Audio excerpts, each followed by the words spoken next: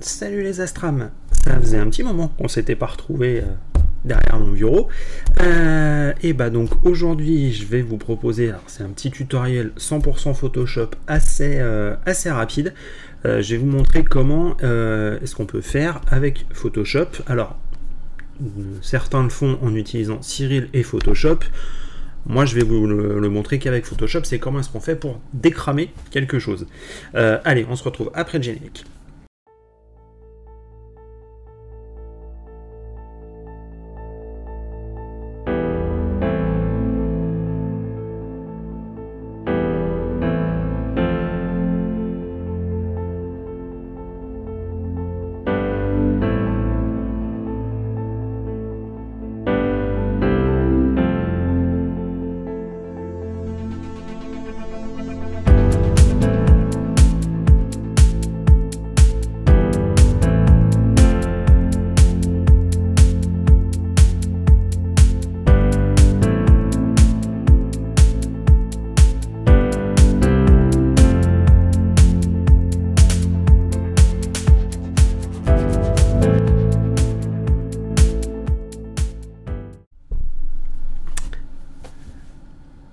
Bien, décramer. Décramer, ça veut dire quoi? Quand on fait une photo, généralement, ça peut arriver. Il y a quelques années, c'était une catastrophe et c'était dramatique de le faire. Bon, si vous pouvez éviter de le faire, c'est mieux. Vous prenez par exemple n'importe quel objet en photo. Allez, on va prendre un exemple connu de tout le monde, la grande nébuleuse d'Orion. La grande nébuleuse d'Orion, vous avez des volutes de gaz qui nécessitent un temps de pause relativement conséquent pour que ça puisse ressortir. Par contre, le cœur même de la nébuleuse est extrêmement lumineux. Ce qui fait que si vous voulez pas que le cœur ressorte tout blanc, et voir en fait le trapèze au milieu, en fait il vous faudrait des temps de pause très courts. Et là on se retrouve avec quelque chose d'un petit peu contradictoire, c'est qu'il faudrait à la fois des temps de pause très courts et des temps de pause très longs. Bon, ça c'était le point de départ. On va passer sous Photoshop. Voilà. Alors je finis donc avec mon petit exemple de la grande nébuleuse d'Orion. C'était le cas donc il y a quelques années. On lisait de partout dans tous les forums, dans tous les bouquins qui traitent du sujet de la photo astro. C'était en fait quand vous avez un objet qui est comme ça, très lumineux sur certains points, vous faites vos temps de pause pour l'objet en question, et après vous faites un traitement un petit peu plus spécifique, un temps de pause un peu plus spécifique pour vraiment la partie très lumineuse. Je sais pas ce que vous en pensez, c'est quand même relativement chronophage. Hein, voilà, si vous voulez en plus faire ressortir les détails, il faut quand même sacrément augmenter le nombre de pauses. Bon, bref, voilà. Donc, il y a quelques années, plusieurs Astrams se sont penchés un petit peu sur le sujet, et donc avec le développement de nos super logiciels de traitement et de pré-traitement, tels que Cyril, etc., etc., Pix doit le faire aussi, mais je le connais pas, maintenant c'est possible. C'est possible.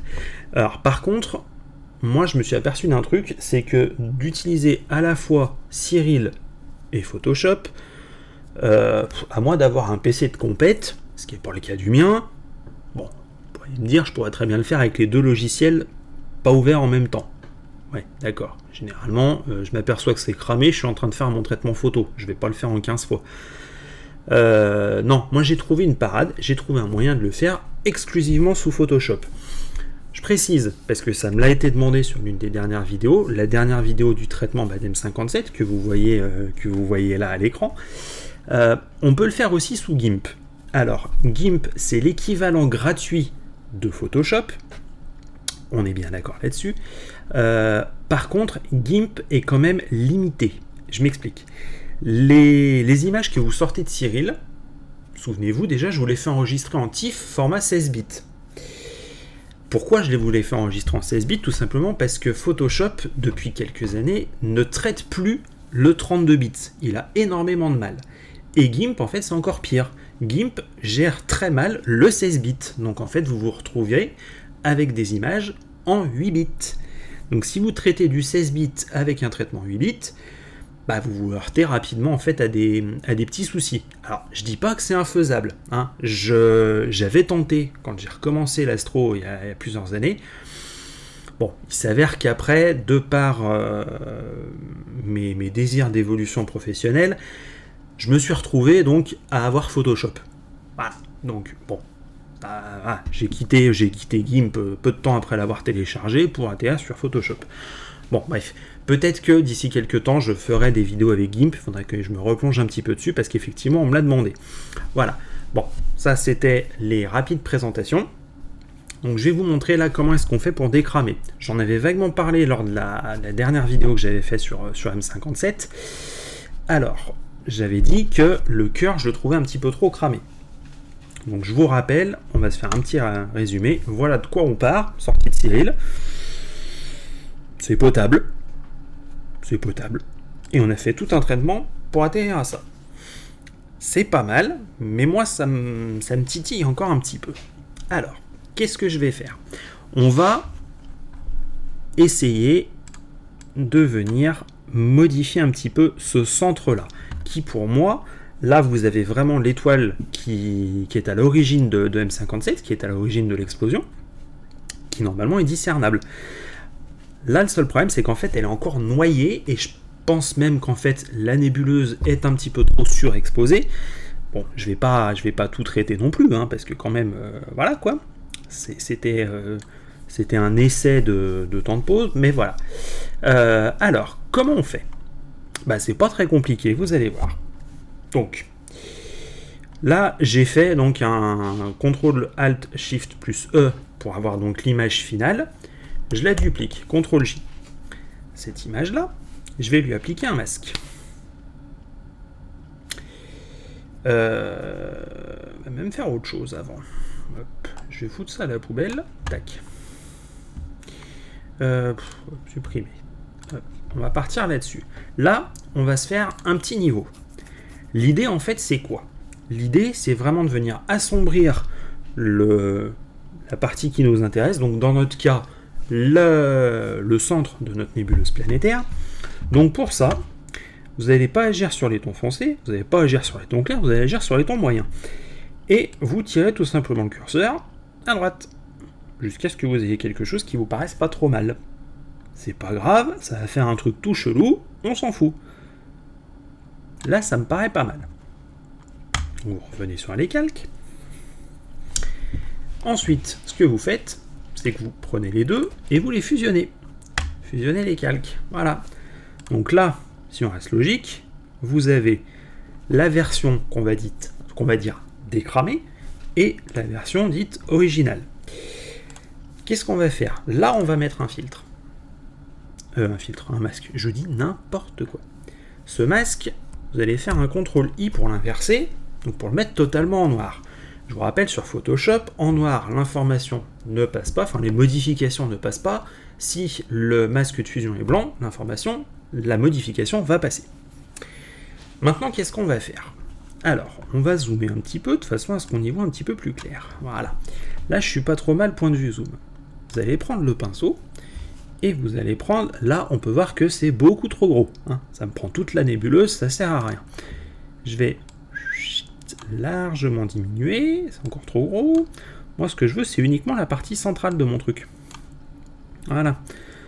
Et donc là, en fait, vous vérifiez bien que vous avez bien l'encadrement sur le masque et non pas sur la photo, sinon ça va être bizarre. Et vous peignez tout simplement comme ceci.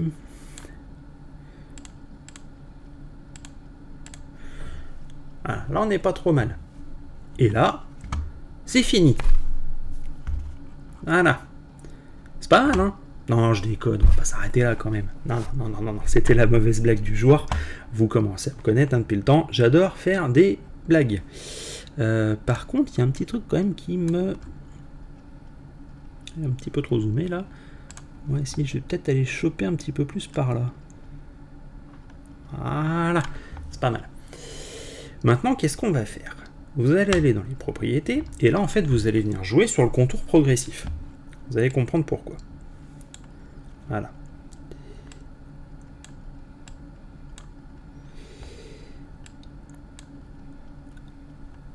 Là, on est sur quelque chose qui commence à être pas trop mal. Moi, ça me va. Ça me convient. Voilà. Donc en fait on se retrouve avec ça avant, on voit pas du tout le cœur, là on voit bien le cœur, et quand on zoome, qu'est-ce qu'on distingue? Oh, notre étoile centrale. Voilà, donc c'est... Les puristes vous diront que c'est pas comme ça qu'il faut faire. Ouais, oui, effectivement. Moi j'estime que quand on n'a pas beaucoup de temps de ciel disponible, on va pas passer 3 mois à sortir une photo. Il faut tirer vraiment parti au maximum du temps de ciel qu'on a, et on fait comme on peut. Voilà. Ça, c'était donc un exemple sur M57. Maintenant, je vais vous montrer un autre exemple. Alors, je vais mettre un petit encart, hein, pip, pip, pip, ça clignote. Ne prêtez pas attention à la qualité de la photo qui va suivre. C'est la photo que j'ai faite le 24 décembre, donc souvenez-vous, quand je vous en parlais, c'était sur la vidéo sur les boulettes, c'est ce soir-là que j'ai rencontré tout un tas de problèmes. Donc, on va pas tenir compte de la qualité même de la photo, il manque des temps de pause. Enfin, il manque des photos. J'en avais pas fait suffisamment. Les temps de pause étaient relativement pourris, donc on va pas en tenir compte. C'est pas la peine, je veux juste en fait vous montrer le principe. Alors, c'est la nébuleuse de l'Iris. Voilà. Donc comme vous pouvez le constater, c'est moche. Enfin, c'est moche. Façon de parler, ça pourrait être largement mieux, mais au moins on distingue l'objet.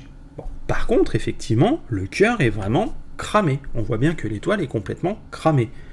Voilà. Donc, comme tout à l'heure, on duplique, on fait un petit niveau, on va venir assombrir. Ouais, par là, ça me paraît pas trop mal. Voilà. Tac. Fusionner les deux. Hop. Donc là, on se retrouve avec le décramage et le normal.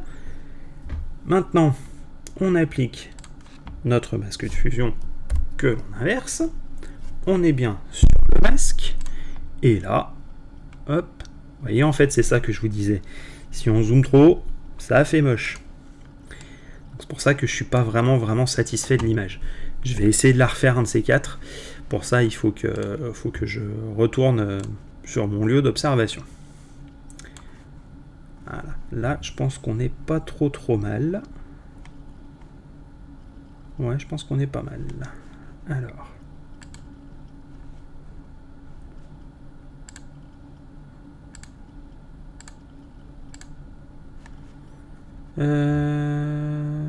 Hop.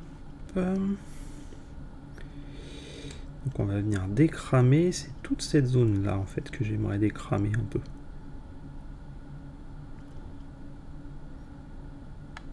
Voilà. Et là aussi un petit peu. Voilà. Et pareil, donc après on va venir jouer avec le contour progressif. Et donc là, il faut y aller jusqu'à ce que ça vous satisfasse.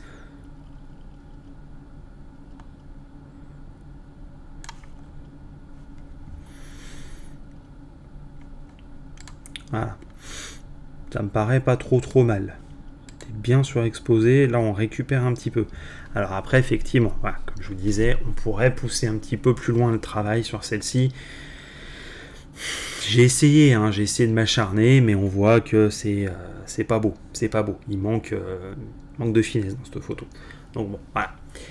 C'était un petit peu ce que je voulais vous montrer. C'est pas le traitement le plus compliqué à faire. Je pense qu'avec les traitements que je vous ai montrés, c'est peut-être l'un des plus simples. Hein. Donc après, là, il y a plusieurs petites vidéos sur Photoshop que j'ai dans la tête, que je suis en train d'essayer de mettre un petit peu au point, sur justement des petites astuces comme ça. Notamment quelque chose qui m'est arrivé il n'y a pas très longtemps, je pense un petit défaut de tilt. Voilà, c'était sur cette site photo. J'avais les étoiles qui de ce côté étaient bien comme il faut, et de ce côté-là qui partaient un peu en patate. Donc, comment corriger tout ça avec Photoshop? C'est faisable. Je vous montrerai aussi plusieurs autres petites astuces. Donc on verra tout ça dans les prochains épisodes. Allez, ciao les astrams.